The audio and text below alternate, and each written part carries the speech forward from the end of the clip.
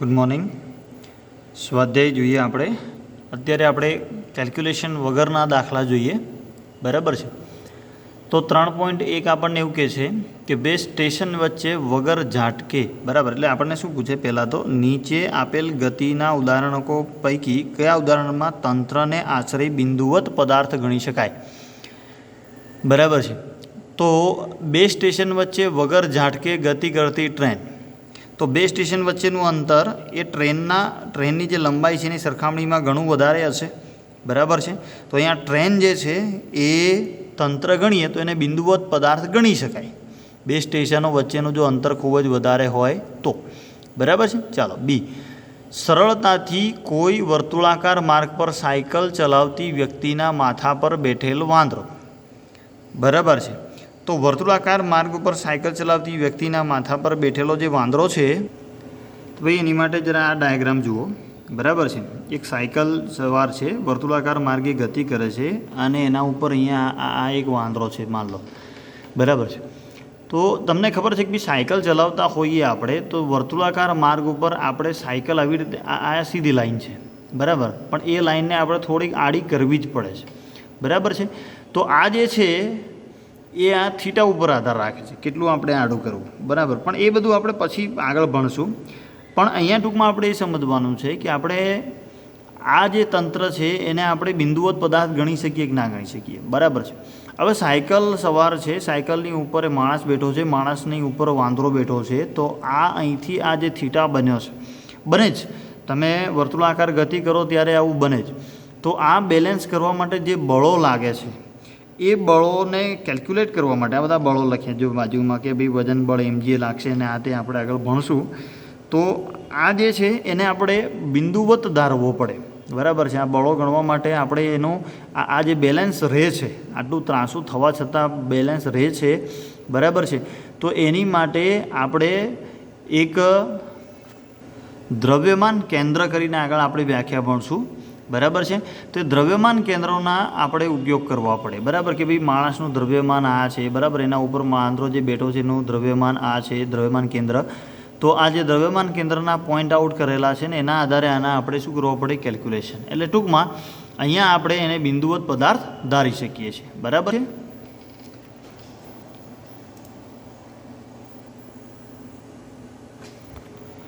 ચાલો આગળ જોઈએ. તો ભાઈ જમીનથી અથડાઈને તીવ્ર વળાંક લેતો સ્પિન થતો ક્રિકેટનો દડો, બરાબર છે. તો અહીંયા તીવ્ર વળાંક લેતો સ્પિન થતો દડો જે છે ક્રિકેટનો એને આપણે બિંદુવત ધારી શકીએ નહીં, બરાબર છે. હા, એ સ્પિન ન થતો હોત તો કદાચ આપણે ધારી શકત, બરાબર છે, કે અથડાઈને એની એ દિશામાં શું થવાનો હતો, પાછો થવાનો હતો, બરાબર છે. પણ એનું જે સ્પિન છે એ સ્પિનને આપણે કેલ્ક્યુલેટ કરવા માટે એને આખે આખો ધારવો જ પડે, બરાબર છે. ચાલ પછી છે ટેબલની કિનારી પરથી ખસીને પડતું બીકર.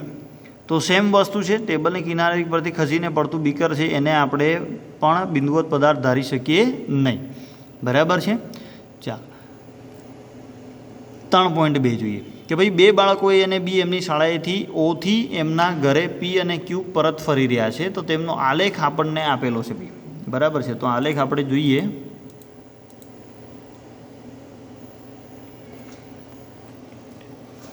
હવે દેખાય છે આપણને બંને એક સાથે, બરાબર છે. ચાલ, તો આપણને પહેલું પૂછ્યું કે ભાઈ કે એ અને બી છે એ કોણ શાળાની નજીક રહે છે ભાઈ, બરાબર છે. અહીંયા આલેખ આપણે જોઈએ તો શાળાની નજીક કોણ રહે છે, બરાબર છે. ઓ શાળા છે, તો ઓથી એનું અંતર તમે માપશો, બરાબર છે, તો એ નજીક છે, બરાબર છે. તો એ છે એ બી કરતાં શાળાની કેવું રહે છે ભાઈ, નજીક, એટલે એ શાળાની નજીક છે અને બી શું થશે, દૂર. ચાલો હવે આપણને કહે છે કે ભાઈ એ બી કરતાં કે બી એ કરતાં શાળાએથી વહેલી શરૂઆત કરે છે, એટલે સીધો સવાલ પૂછે તો વહેલી શરૂઆત કોણ કરે છે, બરાબર છે, એવું આપણને પૂછ્યું છે. તો ગ્રાફ પરથી જ આપણે કહી શકીએ કે ભાઈ એ જે છે એ બી કરતાં શાળાએથી વહેલી શરૂઆત કરે છે, બરાબર છે. ચાલો હવે આપણને પૂછ્યું કે ભાઈ ઝડપથી કોણ ચાલે છે. તો જે આપણી બી લાઈન છે એનો ઢાળ જુઓ ભાઈ, બરાબર છે. તો બીનો ઢાળ કેવો છે, વધારે છે. તો એના પરથી જ આપણે કહી શકીએ કે બી એ કેવો કરે છે ભાઈ, ઝડપથી ચાલે છે. બરાબર છે. અને ઝડપથી ચાલે છે તો છેલ્લાનો જવાબ પણ તમે આપી શકશો કે એક વખત એ આગળ નીકળી જ જાય.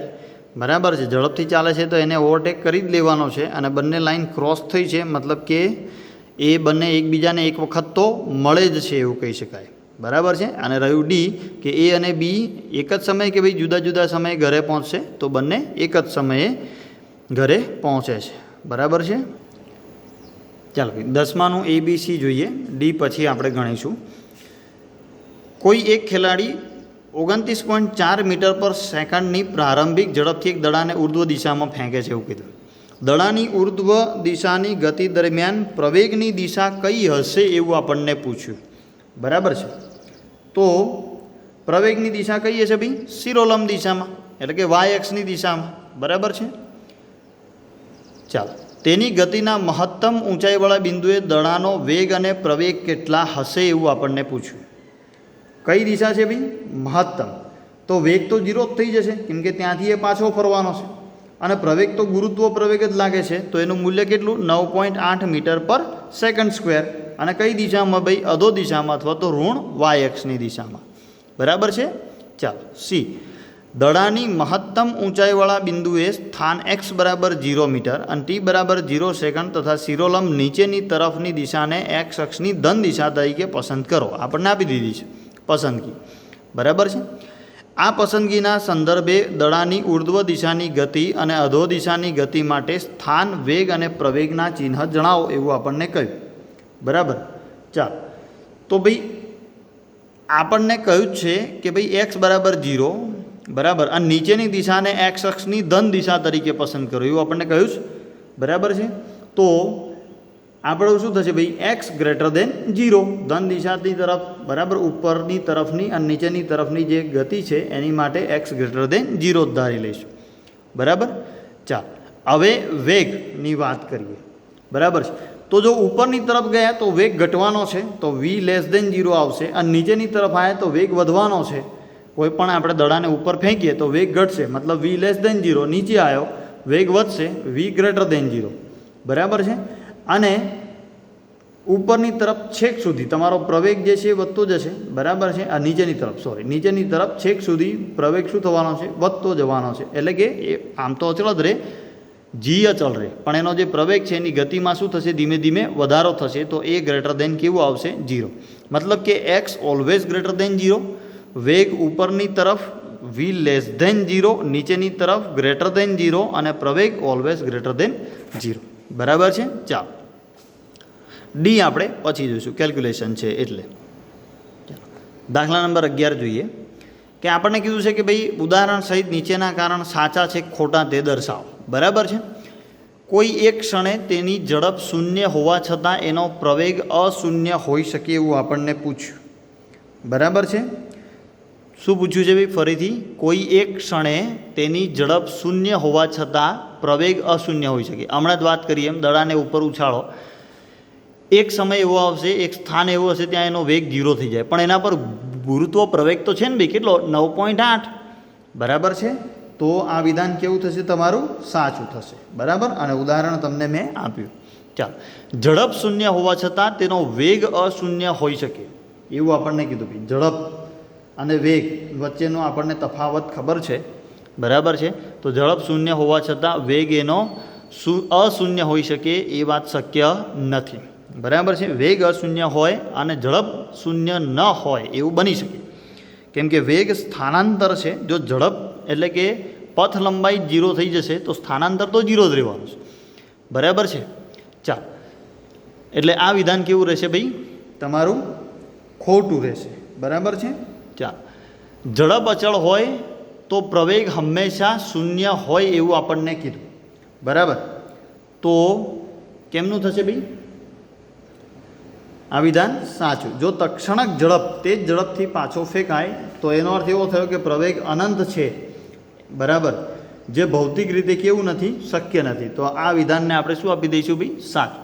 ચાલો, પ્રવેગનું ધન મૂલ્ય માટે તેની ગતિ કેવી થતી હોય? વધતી હોય છે. બરાબર છે. ખોટું. બરાબર. જ્યારે પસંદ કરેલ ધન દિશા ગતિની દિશામાં હોય તો જ સાચું. ફરીથી, તમે પસંદ કરેલ ધન દિશા ગતિની દિશામાં હોય, બરાબર, તમે ધન એક્સ પસંદ કર્યો અને ગતિની દિશા પણ ધન એક્સ જ હોય છે, ત્યારે આ વસ્તુ કેવી રહેશે? સાચી રહેશે, નહીંતર તો કેવી પડશે? ખોટી પડશે. બરાબર છે. ચાલો 13મો જોઈએ. આપણને કંઈક તફાવત કીધો છે. પહેલું આપણને કહે છે કોઈ એક સમયગાળામાં સ્થાનાંતરનું માન, કે જેને અંતર પણ કહેવાય બી, એને કોઈ કણ દ્વારા એટલા જ સમયમાં કાપેલ કુલ પથ લંબાઈ. બરાબર છે, આવું આપણને કીધું. તો આ આપણે ઓલરેડી જોઈ ગયા છે બંને તફાવત, સ્થાનાંતર અને પથ લંબાઈ. બરાબર છે. એના પરથી તમે આનો આન્સર ઇઝીલી આપી શકો. બરાબર, તો એ તમારા પર છોડું છું. બીજું બી, કોઈ એક સમયગાળામાં સરેરાશ વેગનું માન અને તેટલા જ સમયગાળા માટે સરેરાશ ઝડપ. બરાબર છે. એ અને બી બંને માટે દર્શાવો કે બીજી રાશિ પ્રથમ રાશિ કરતાં મોટી કે તેટલી જ છે. સમાનતાનું ચિહ્ન ક્યારે સાચું હશે? બરાબર છે. તો જવાબ લખી લેજો. યાદચ્છિક રીતે, એટલે આપણે ધારવાનું છે ભાઈ. બરાબર છે.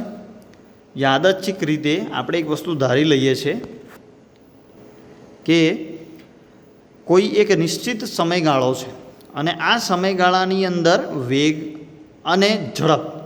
બરાબર છે. જો તમને સ્થાનાંતર અને પથ લંબાઈ બેનો તફાવત આવડે તો વેગ અને ઝડપનો પણ આવડે. બરાબર છે. એક મુદ્દો સદિશ અને અદિશનો હોવો જોઈએ, બીજો સ્થાનાંતર અને પથ લંબાઈનો હોવો જોઈએ, અને ત્રીજો મુદ્દો તમે શેનો આપી શકો ભાઈ? ઉદાહરણનો આપી શકો. બરાબર છે.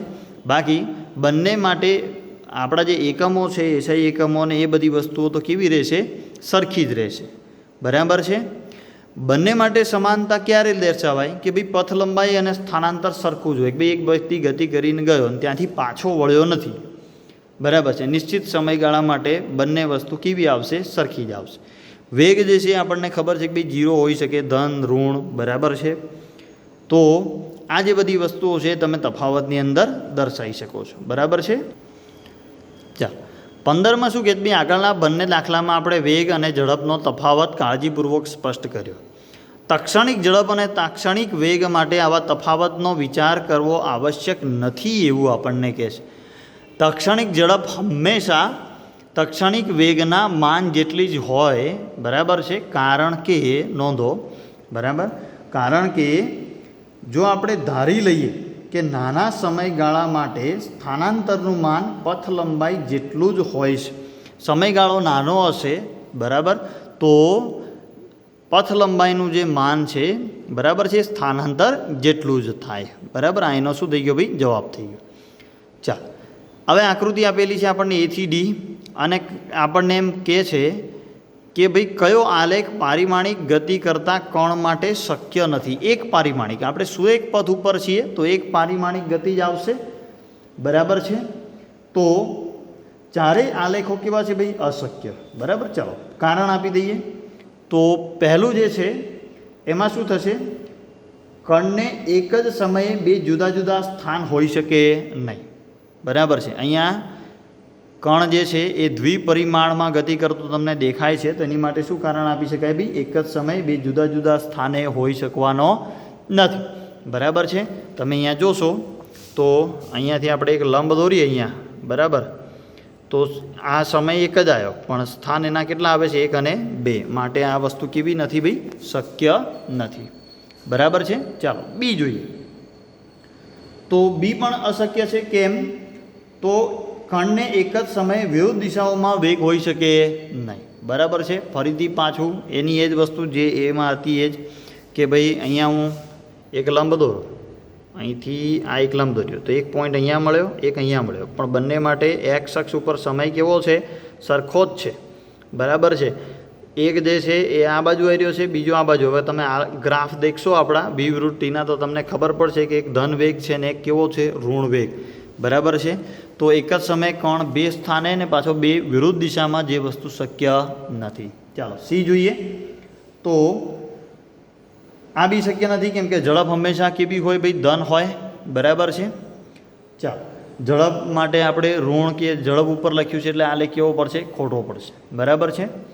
ચાલો, અને એ જ રીતે ડીમાં કણની કુલ પથ લંબાઈ સમય સાથે કોઈ દિવસ ઘટે નહીં, એ હંમેશા કેવી થતી જાય? વધતી જાય. બરાબર છે. અને આલેખો ઉપરના જે તીર છે એ પણ કેવા છે ભાઈ? અર્થહીન છે એવું આપણે કહી શકીએ. બરાબર છે. ચાલો 17મો જોઈએ તો ભાઈ 3.21માં કણની એક પરિમાણિક ગતિ માટે x વિરુદ્ધ ટીનો આલેખ દર્શાવેલો છે. આલેખ પરથી એમ કહેવું સાચું છે કે t 0 માટે કણ સુરેખ માર્ગે અને t 0 માટે પરવલય માર્ગે ગતિ કરે છે.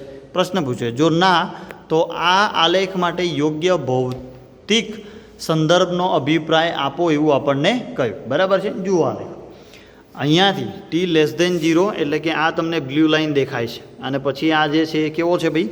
પરવલય આકાર છે. બરાબર છે. તો x વિરુદ્ધ ટીનો આલેખ કણનો ગતિપથ દર્શાવે નહીં, પહેલી વાત. બરાબર છે. t બરાબર 0 સમયે જો કોઈ વસ્તુને પડવા દેવામાં આવે, બરાબર છે, તો એ સીધી રેખામાં જ આ રીતે ગતિ કરે. બરાબર છે. એટલે આ શું થશે ભાઈ? ખોટી વસ્તુ થશે. બરાબર.